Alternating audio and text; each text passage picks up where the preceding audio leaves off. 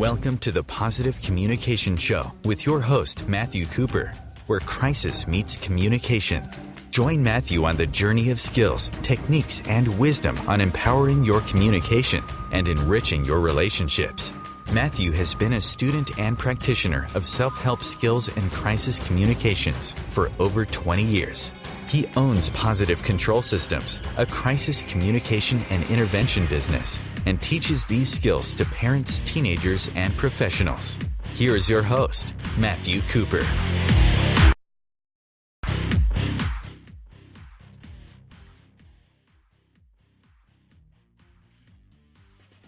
Joining for the first time, hello.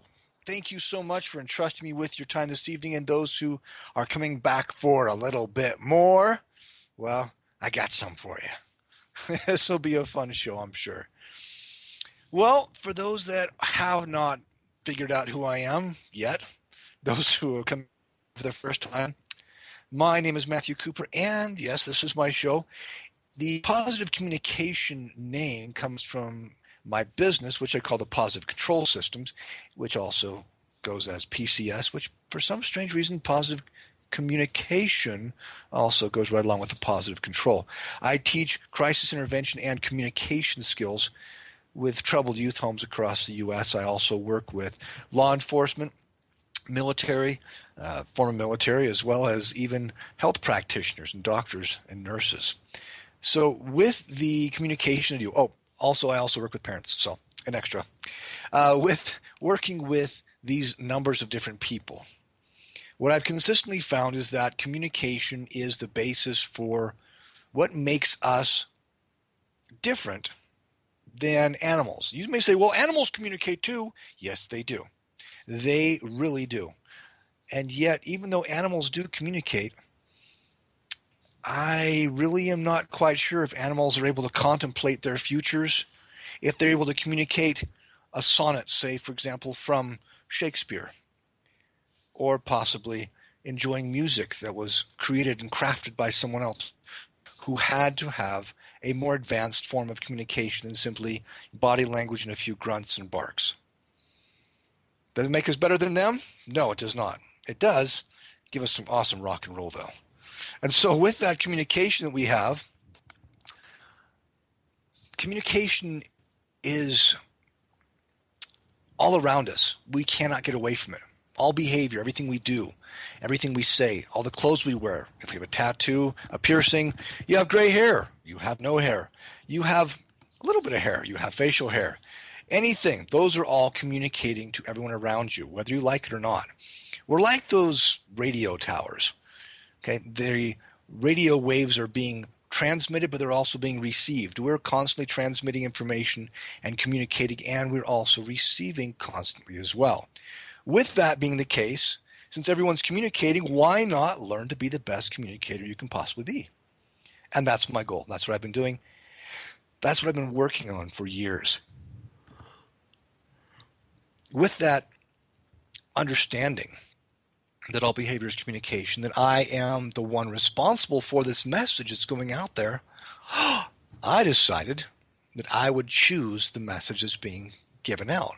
One of the reasons for this radio show and this being on the station is that I'm wanting to choose what message is being sent out on communication that I am able to help perpetuate. Now, in working with these troubled youth homes and parents and law enforcement officers and everybody else out there, what I have seen over and over, I just taught a training today, and I'll be finishing up the training tomorrow, working with some facility for troubled youth homes. It's amazing to me, absolutely amazing, how many things I take for granted about communication. I recognize this a little bit in the past, but I really didn't go that far because I was thinking to myself, holy cow, come on. Common sense has to be more common than this, right? It's called common sense for a reason. And yet, as time has passed, I think common sense has kind of been lost to the ages. Common sense isn't so common anymore. The material which I cover with my crisis intervention classes covers a lot of this material. With the parents, even more so, because we're dealing with a completely different generation than the parents when they had their kids. And the communication styles of these newer kids is also changed. Why has it changed, do you think? To me, the biggest influence on communication has become technology. Technology has pushed people away, pulled us farther apart, and yet in the nuanced level, in this small, tiny, almost infinitesimally small areas, has knitted us together into almost like a hive, if you will. Yes, a hive, like an animalistic or even more insect-like hive. We have people that are making these little statements on Facebook, which now perpetuate out, kind of like a chemical trail that the ants or another animal like ants, or insect like ants, would be following. What's going on? Oh, I don't know. Let's find out. Wasting our time in the minutia, wasting our time being entertained rather than growing and building and becoming something more. I had a conversation briefly with my son this evening, and he really enjoys playing an online game. It's a team sport, if you want to call it that. An e-sport is what the name they give it, where you're now working with a group of people to be able to achieve objectives, playing one team against another in a combat online game. And the funny thing is there are people out there that say, oh, games like that are so horrible. They're not building you for a better life. And yet how many people out there play fantasy football? And how is that actually helping you build a better life? So don't go over there, as my grandfather would say, a pot calling the kettle black. You're both just as guilty. However, what I'm asking a question of my son, not telling him what to do, not at all. Instead, I ask him, hey, bud, what are you doing to grow and build in your life? What are you doing to improve yourself so that your life is better tomorrow than it was today? He had a hard time answering that. He did not know what to say to that. Of course, there's the canned answer that many times kids will say, well, I'm just wasting my life, right? No, I never said that. Well, I could be doing something better with my time. Did I say that? No, I asked a question. I asked, what are you doing to improve your life? What are you doing to better yourself every day? Especially since he spends 2, 3, or more hours a day on this computer playing his game with his friends. And that's fine. I'm not saying it's bad. I'm not saying it's not okay. What I am saying is if you're going to do that, there needs to be balance. We need to be able to have more. Because, as I mentioned, all behavior is communication. If you're doing this in one area of your life, what other area are you neglecting in order to have that fun, if you want to call it that, that distraction, that entertainment? What else are you doing to balance out that practice? If you're not doing anything, you're sitting in front of the TV for hours and hours a day, watching, I don't care if it's Netflix or I don't care if it's prime time TV. I don't care. Conan O'Brien or Conan whatever. I don't even watch it. I just hear about it occasionally. I don't care if you're watching the David Letterman show in the evenings, if he even does it anymore. I don't know. If you are spending all of these hours in front of the TV, what are you doing to grow who you are? How are you becoming a better person, more of who you are? And you can ask me, well, what are you doing? I said, okay, fair question. Going back to the words of Mahatma Gandhi, that we must become the change we want to see in the world. What am I doing? Well, as I said today, I taught these individuals how to better communicate, also some physical skills.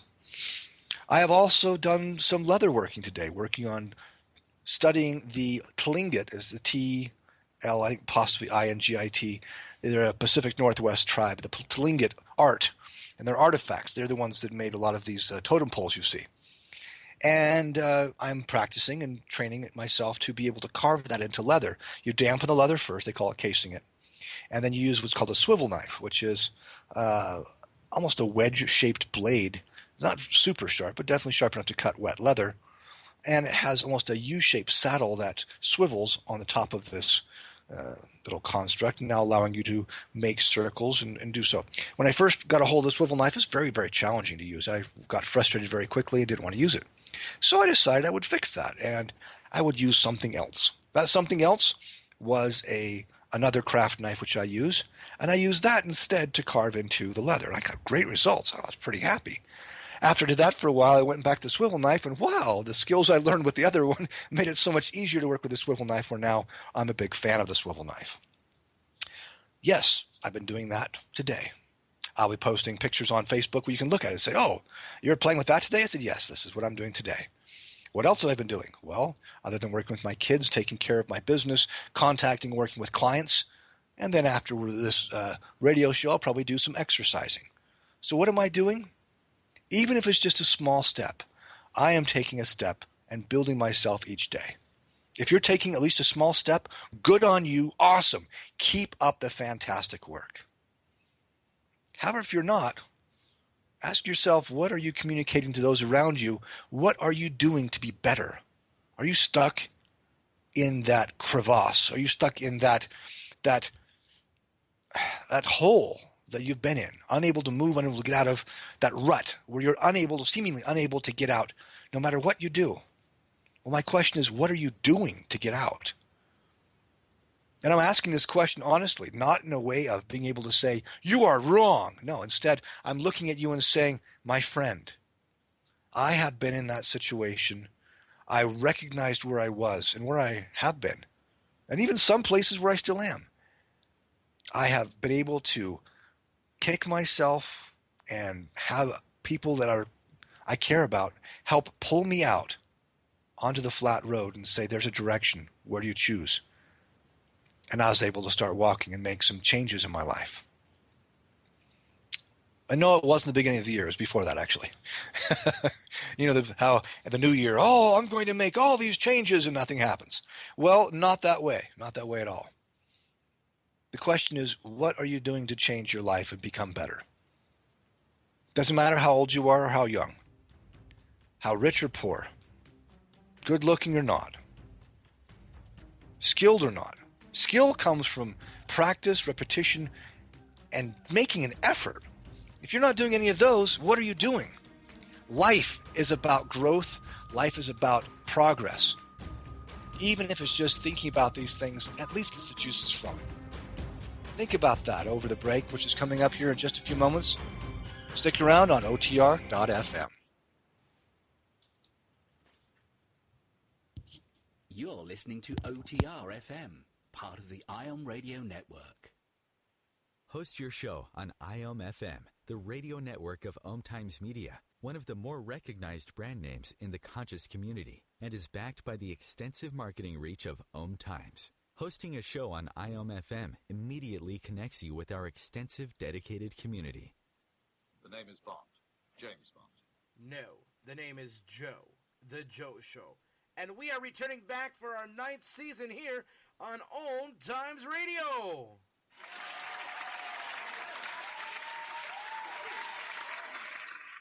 So tune in every Wednesday night, 9 p.m. Eastern, 6 p.m. Pacific, on OMTimes.com/mobile. You can take us wherever you go. Yeah! Do you want to be a better communicator? Do you want to better connect with the important people in your life? Do you want to enrich your relationships? If so, join me, Matthew Cooper, on the Positive Control System Show every Wednesday evening at 11 o'clock p.m. Eastern Standard Time on OMTimes Radio. I'll meet you there. The number one reason girls drop out of school in sub-Saharan Africa is lack of access to feminine hygiene products. The Pads for Schoolgirls Project, an outreach of Humanity Healing International, is changing this paradigm by setting up sewing programs at schools, teaching girls a vocational skill, while producing the reusable pads that help keep them attending classes. The girls pay it forward by making and giving pad kits to other girls in need. To learn more, visit humanityhealing.org. Humanity Healing is where your heart is. This is OTR FM, part of the IOM Radio Network. Welcome back. This is Matthew Cooper with the Positive Communications Show on OTR.fm. Right before the break, I was talking about not quite the New Year's resolution. What I was mentioning, though, is the changes which we can affect on ourselves, and what are we doing to become better? When you hear about these self-help people, the late Wayne Dyer, for example, wonderful, wonderful man, and his great work that he did. We've got Bob Proctor out there doing a great work. We have Anthony Robbins, who's also doing great stuff out there. Oh, making a tremendous change for so many people. Being able to work with other individuals like Brian Tracy or Maxwell Maltz. Maxwell Maltz wrote a book called Psycho-Cybernetics, back in 1960. And that book, it was one of the first true self-help. This is how your brain works. This is how you can begin changing what you're doing and make a difference. All right, really great stuff. These pioneers, as well as those who have taken it upon themselves to make a difference in the lives of so many. Have they become successful for it? Yes, they have. And there's anything wrong with that? Absolutely not. Absolutely not. All behavior, once again, is communication. They are doing something to become better and to change the lives of so many and improve it when they are ready. Yes, change is something that we need to be ready for. And it's not physically ready necessarily, it's mentally ready. Something that I have fought in the past, something I'm sure I fight to this day. I'm sure all of us fight in one way, shape, or form. Why don't I exercise more? I could be exercising for 5.5 hours every day. I really could. I simply look at what's the outcome. Whoa, I'm not looking at that kind of outcome. I don't want that outcome. So I don't want to go and exercise 5.5 hours a day for a reason, because I am not that much in love with the outcome of having this beautiful, sculpted, perfect body. That's right. I have a couple more things to do with my time. So I'm okay with being strong enough, having a decent enough cardio, being able to move very well. With my martial skills, I'm a martial artist for over 30 years, and the martial arts that I do practice is a combat martial system rather than something that you will see in a gym where you're going to be fighting in a ring. That's not combat. Combat is there is no rules. Anything goes, and he who wins is the one who goes home, or is able to go home, I should say.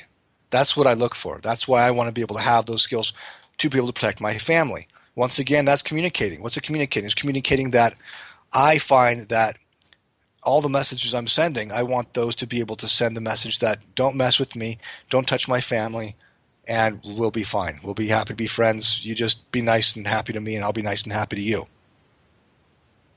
Along that nice and happy idea, I was working with my clients today, and we got into a discussion, one of my absolutely favorite discussions, actually, about trust. All too many people get caught up in this idea of trust.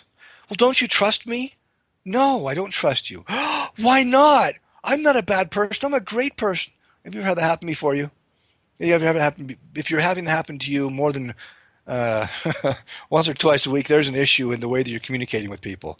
They should not be asking you if you trust them. They should be able to tell how you treat them and how you act. Or the person is attempting to manipulate you. That's also a good possibility. And I say, yes, I trust you. Really? Absolutely. I trust you to be exactly who you are. What? That's not really much of an answer for them. And yet to me, it's the best answer I could possibly give. I choose, backing up just a little bit, I choose to be able to accept people for how they are rather than tolerate them for what they're doing. People have talked about tolerance, making sure that we can tolerate people. Well, look what tolerance gets frogs if they get turned up 1 degree at a time with the water they're in. That tolerance eventually leads to their death. Look what happens to tolerance when you use a pressure cooker. You can only have so much pressure before you have to let some steam off, or else it will explode. When we choose to tolerate the effects of others, the behaviors of others, the attitudes of others, who they are, what their sexual orientation, their gender orientation, whatever it may be, when we choose to tolerate their actions rather than accepting and loving them, we are building resistance. We are building a constant resistance against their choices, the individuals, the people, the groups. I don't care if it's your political party. I don't care if it's your religion or your religious group which you're affiliated with. It doesn't matter. Whatever it is that you are focusing on in a negative way, you will get more of. I believe it was Mother Teresa who said, "Do not invite me, or I will not go to an anti-war rally. However, please invite me and I'll be happy to go to a peace rally." Because when you stand against something, you get more of it. When you stand for something, you get more of it. What do you choose to focus on?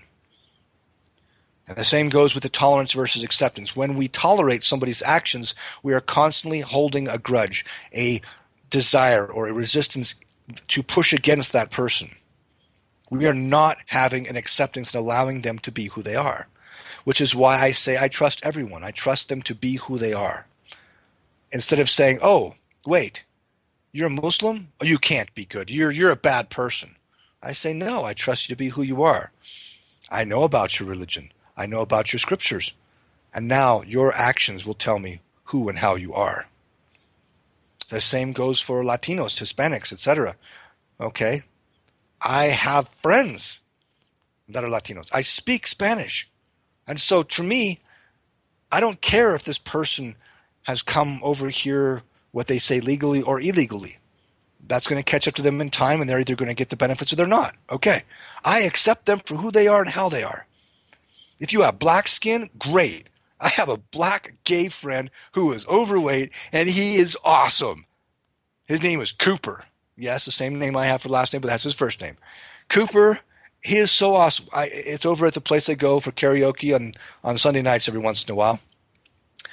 And I walk in, Coop, dude, what's you doing? Oh, honey, come here, give me a hug. And he's awesome. I love the guy, okay? I don't care what color your skin is. I don't care what your gender orientation is. I don't care what your religion is. I don't care what your gender is.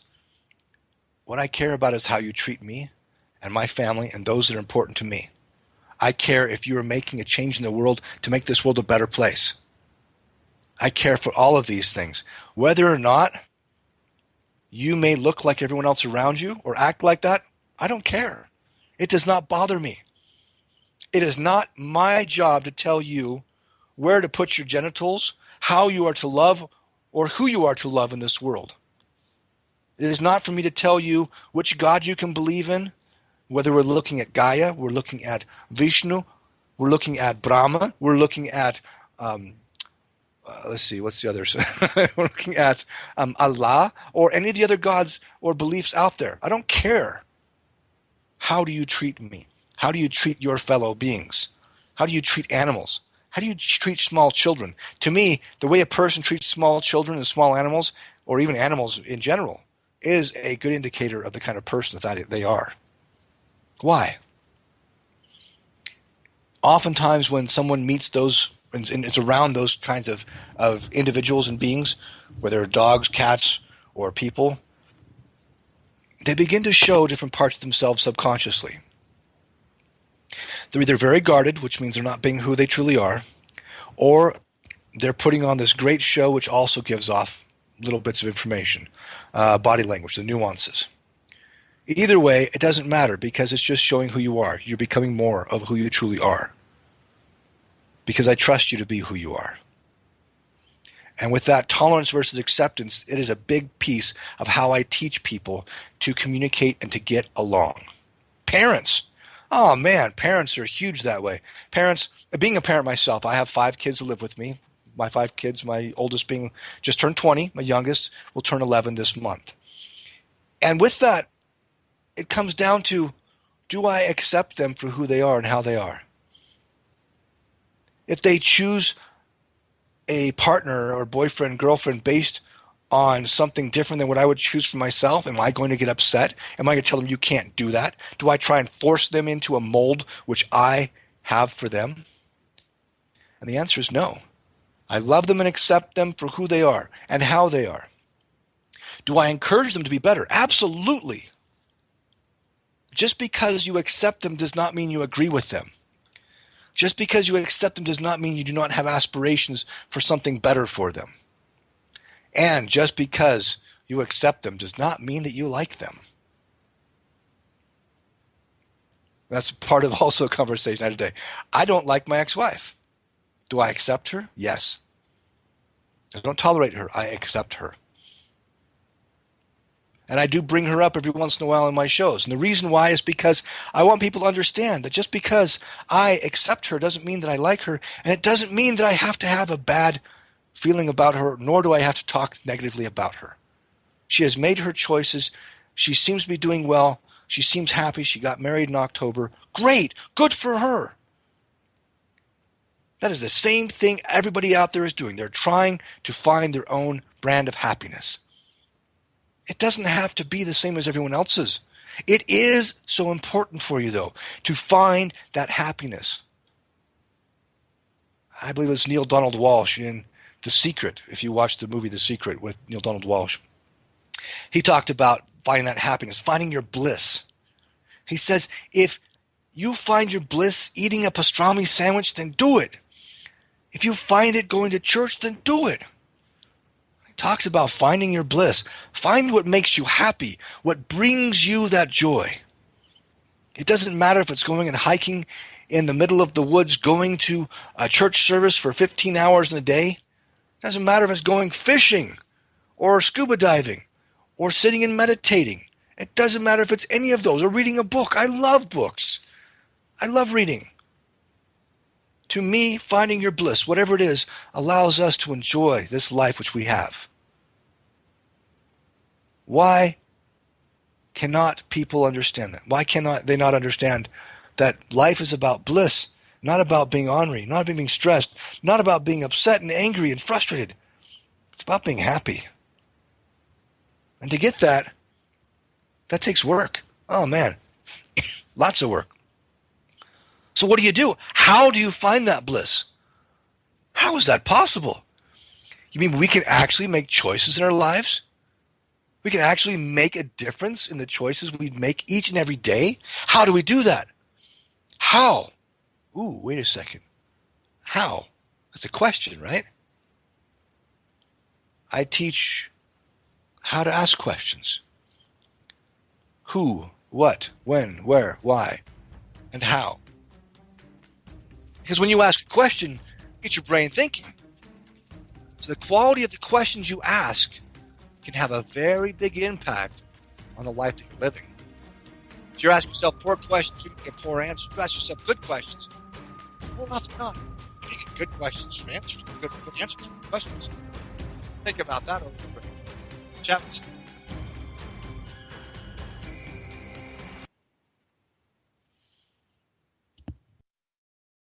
This is OTR FM, part of the IOM Radio Network. Being a radio host on IOM FM allows you to build your show on a rich platform with the power of the internet to fulfill your outreach goals and connect with a very specialized and global online audience, unlimited by time and distance. OMTimes Radio will provide you with web relevance, a recognizable conscious brand, and with the standard of excellence that has accompanied every single OMTimes endeavor. Host your show with OMTimes Radio Network.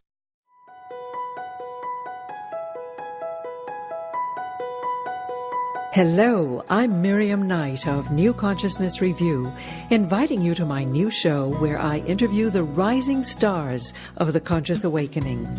We'll explore the many faces of consciousness in action and intriguing perspectives on life, the universe, and everything in between. Join us each Wednesday at 2 p.m. Eastern on the Rising Stars Show. Circle of Hearts Radio is a sanctuary on the airwaves. Join me, Grandmother Elia, in the circle on Sunday 2 p.m. Eastern as I share information to both enlighten and nourish your soul. As difficult as it is to believe, there are places in Africa where human traffickers sell albino children and their body parts for use in magic rituals. Humanity Healing International is actively working in Uganda to change this paradigm. The Albino Rescue Project finds albino children who are at risk and places them in safe schools and environments where they can learn and grow free from fear. To learn more or to sponsor a child, visit humanityhealing.org. Humanity Healing is where your heart is. This is OTR FM, part of the IOM Radio Network.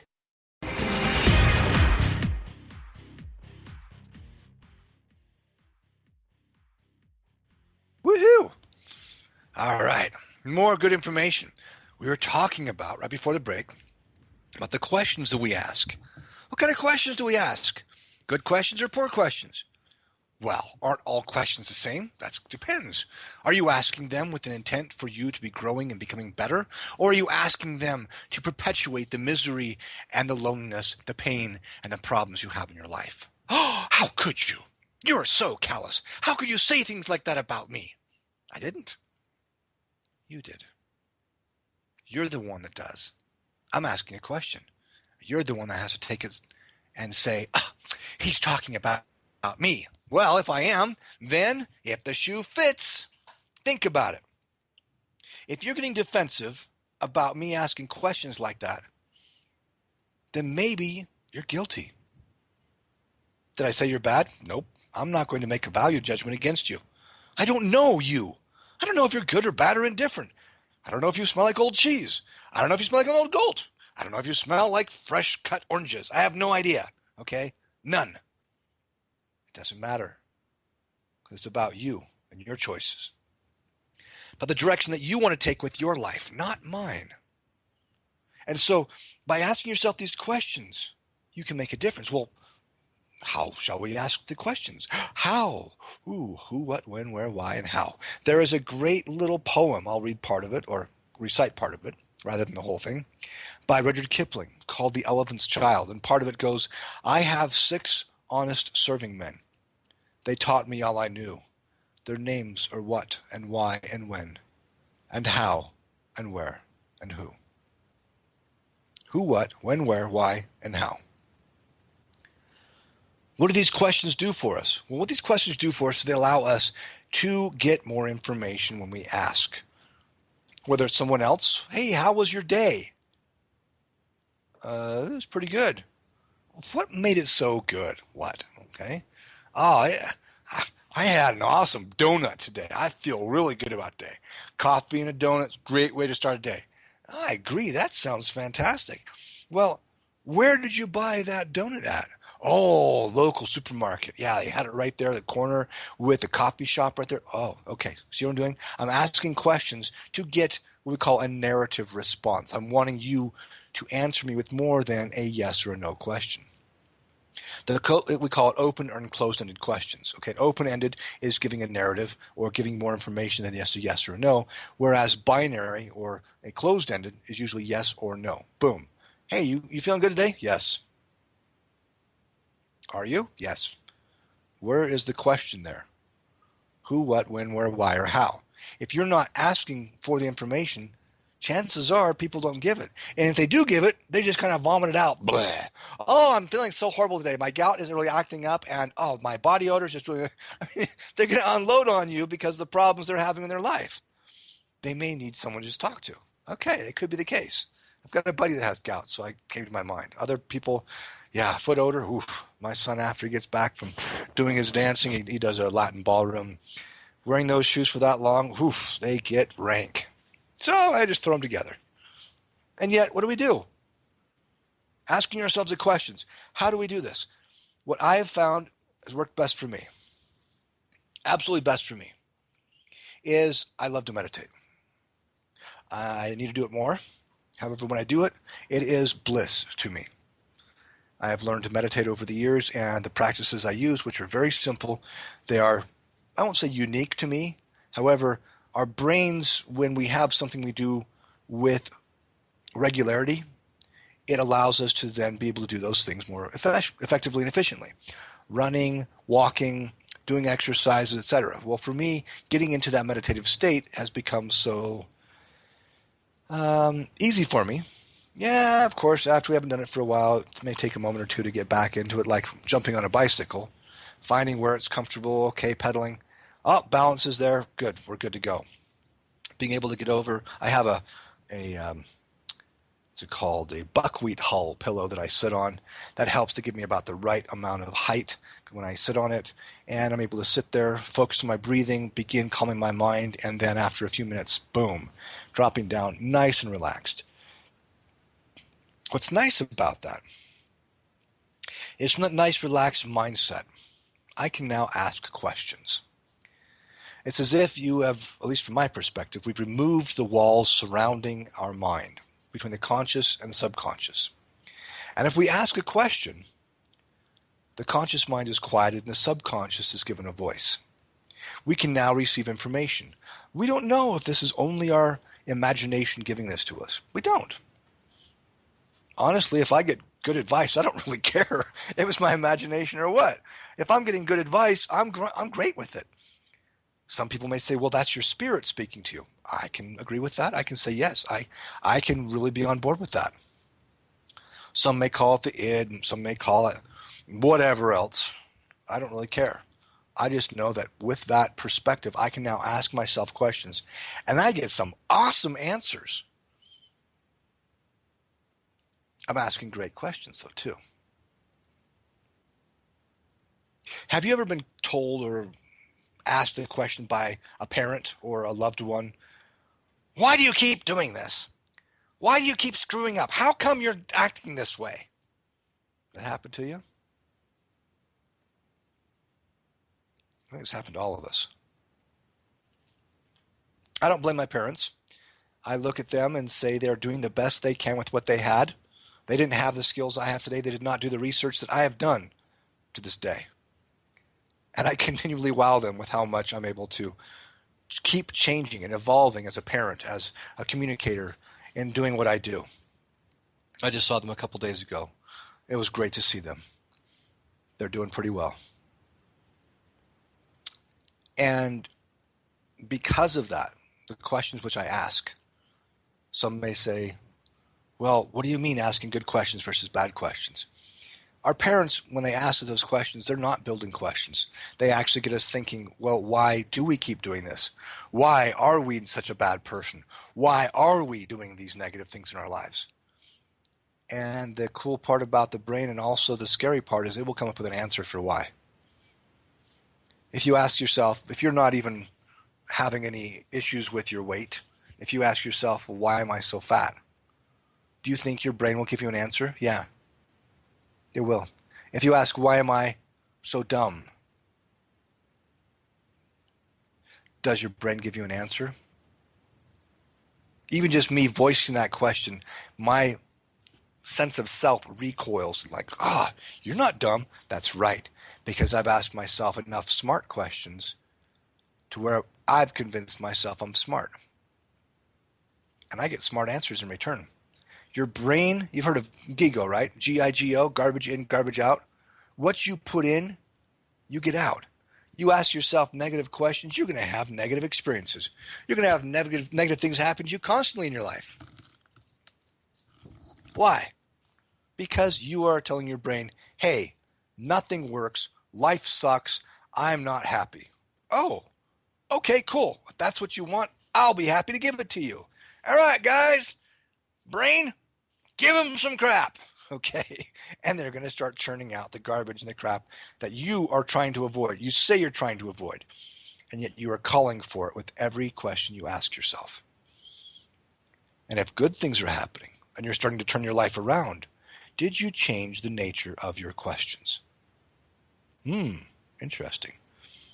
I've noticed that when I've changed my life, and I've noticed these shifts happen every once in a while, paradigm shifts, I realized, I started asking different questions. I could say better questions. However, I'll just say different for now. Because who's to say if they're better or not? I just know they're different. I like to say more effective questions. And with these more effective questions, am I getting the results that I'm wanting? Yeah, I am. Okay, so keep doing it. If it's not broke, don't fix it. Okay, if it's working for you, then keep doing it. Improve it, refine it, make it better.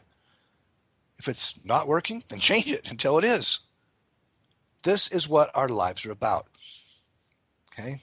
Man's Search for Meaning, book by, was it Mendel? Alfred Mendel? I have to double check on the guy's name. He was a Jewish gentleman who was a prisoner of war. Auschwitz, I think he was also in a couple other different ones. I read his book. Wonderful, wonderful book. A book that makes you really question humanity and the way that we view our lives. What are our lives? What's going on with them? What's happening with them? Okay? And how can we change our lives? What questions are we asking? by the nature of our questions, which is in this book here by Viktor Frankl, excuse me, not Mendel, Frankl, my apologies. A Man's Search for Meaning, Viktor E. Frankl. The questions that Viktor asked himself, because he was a psychologist, the questions that he asked himself are what allowed him to come to the realization of the ability that he has to change his life. Now, I really like the way that he was expressing this. He says, we may not be able to change the circumstances we are in, because, come on, he's in a concentration camp, a death camp, expecting to be killed at any time, living under the constant threat, becoming so numb eventually to the horrors around him that it became commonplace. With Mr. Viktor Frankl going through this, he recognized that I can't change all of this by having this happy outcome, as happy, I'm going to be positive affirmation is going to get me out of here. No, it does not change where you are at. What it does change is how you think,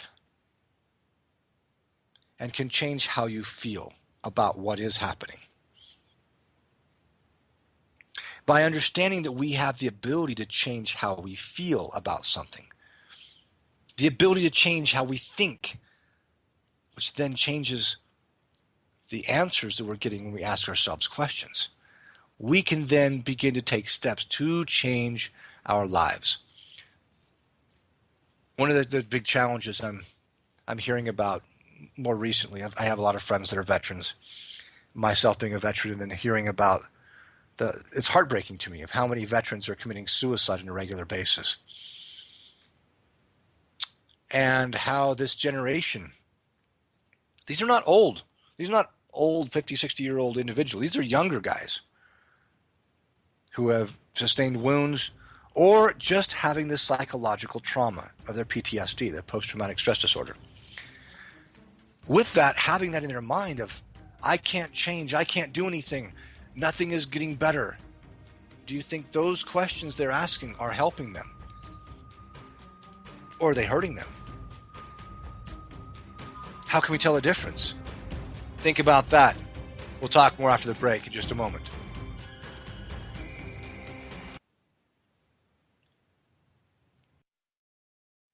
You're listening to OTR FM, part of the IOM Radio Network. Being a radio host on IOM FM allows you to build your show on a rich platform with the power of the internet to fulfill your outreach goals and connect with a very specialized and global online audience, unlimited by time and distance. OMTimes Radio will provide you with web relevance, a recognizable conscious brand, and with the standard of excellence that has accompanied every single OMTimes endeavor. Host your show with OMTimes Radio Network. Hi, this is Angela Levesque, host of Entanglement Radio. Join me Wednesdays at 12 p.m. Eastern for inspiring conversations with visionaries in spiritual science and conscious healing. Entanglement Radio, Wednesdays at 12 p.m. Eastern. Transcendent talk for the conscious mind.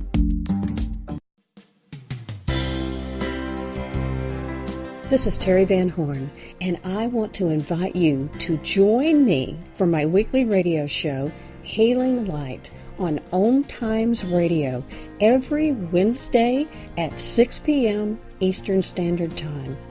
On Healing Light, we want to bring love, light, and blessings into your world. You can find out more about us at www.healinglightonline.com. Blessings. Are you trying to get from point A to point B and need a little advice?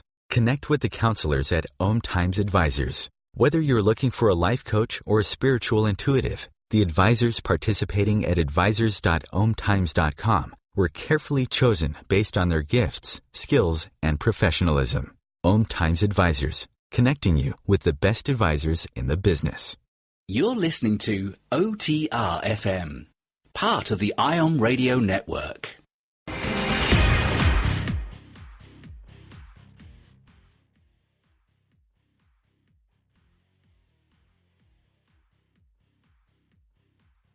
People have and the questions they ask themselves, and does that actually make a difference? especially with our veterans, and how so many of them are committing suicide, unfortunately. That's hard. It's extremely hard. And the questions, we also mentioned a little bit about Viktor Frankl, and the book, A Man's Search for Meaning, that he wrote, and the issues and the challenges he had in Auschwitz, in the different concentration camps, and how he said that the questions he asked himself helped him to change his mindset, the way that he thought, the way that he acted. Not necessarily changing where he was. I mean, you can have as positive mental attitude as you want, and you're still stuck in a death camp. Come on. And yet he decided he would make a change. I came across a little video about a gentleman. Let's see, his name is Travis Mills. He is a military veteran. He is one of a small group of quadruple amputees. Quadruple. No arms, no legs. Let's just say no hands and not much for legs. And as a matter of fact, his arms are pretty much gone. He has nubs. He's still alive, though. He's alive. And the story I saw about him was because he had an optimistic outlook on life. Was he kind of upset at first? Oh, yeah. Who wouldn't be? Who wouldn't be? Losing all of your arms and all of your legs? What do you have? To some, you have nothing. To some, you may have nothing. Others, he actually had something. And part of that was his family. He felt frustrated because of his little baby girl. He can't even hug her. How can he be a father when he can't even pick her up or hug her? Well, he realized there's more to life than just being able to, quote unquote, pick her up and hug her. His wife, what a tremendous woman. Supporting him, living with that and loving him, and working with him and helping to keep him strong and helping to get him to where he is able to be where he is now.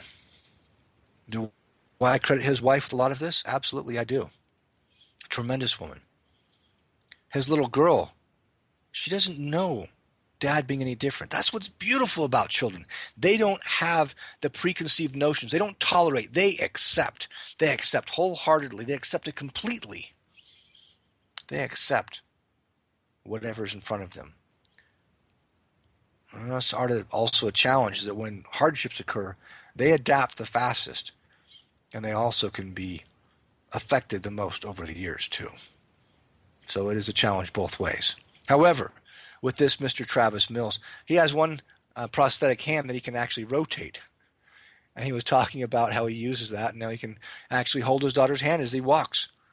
He has two prosthetic legs he walks on, and the other hand, or other arm, I should say, because he doesn't have much except for the shoulder, he has a special prosthetic, a hook essentially, that he can now, using his muscles, flexing them a certain way, be able to get the hook to move. It's more, shall we say, primitive and not as technologically advanced as other prosthetic that rotates.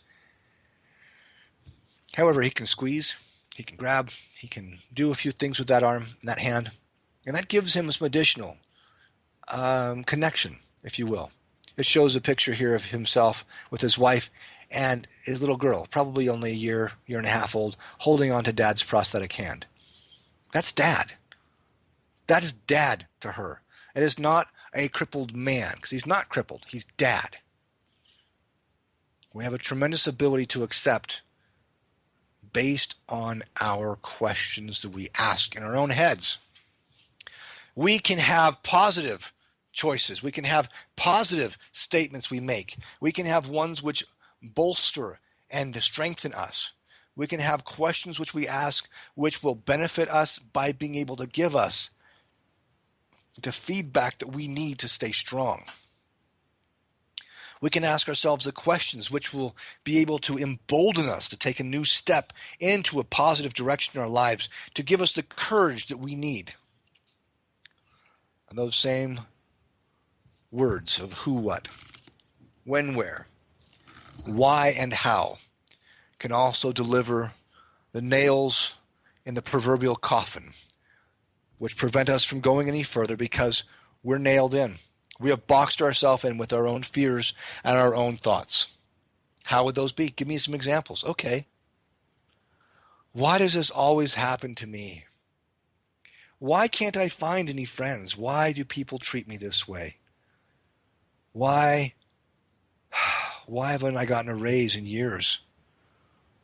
Why does my boss not like me? Why can't I seem to ever find any good friends? Why can't I find a good partner to live with? Why does the bad stuff always happen to me? And if not one, multiple things every day. Why does it keep doing it every single day? Every single day? Those kind of questions that I was just voicing, which I thankfully do not espouse at all, those are the ones that cripple you mentally and emotionally. They cripple you into not believing that you can do more and be more. How would you ask good questions? How would you be able to boost yourself, adding to your life? One of the things I found that does that is more than just the questions you ask, which is part, and we'll cover that too. It's also gratitude. Gratitude. Yeah, being thankful for something. Well, I don't have anything to be thankful for. Well, honestly, sucks to be you. If you're not grateful for clean air to breathe, oh, I'm coughing all the time. Okay, how much are you coughing? The water you drink, is it clean enough? Is it muddy? Is it gritty because of the dirt in it? If it's not, that's something to be thankful for. Can you see? Yes or no? Most of us, yes. Can you hear? If you're listening to this, chances are yes. Can you walk? Can you touch things with your hands? Can you talk? Do you have people that love you? And if you don't, what can you do to begin changing that? These are things to be thankful for, to have the gratitude for. That gratitude, that attitude of gratitude tends to spread. And it spreads this positive feeling. When I mentioned asking questions of yourself and then being able to have this mindset, there's also the statements. Not positive affirmations, no. It's primal statements that can change how you think. Telling yourself something over and over. I have a nice little mala, Tibetan prayer beads of, I think they're ebony. Love those. I've been using them for years and years as a meditation aid. And one of the things I found, there's a great book called Love Yourself Like Your Life Depends on It.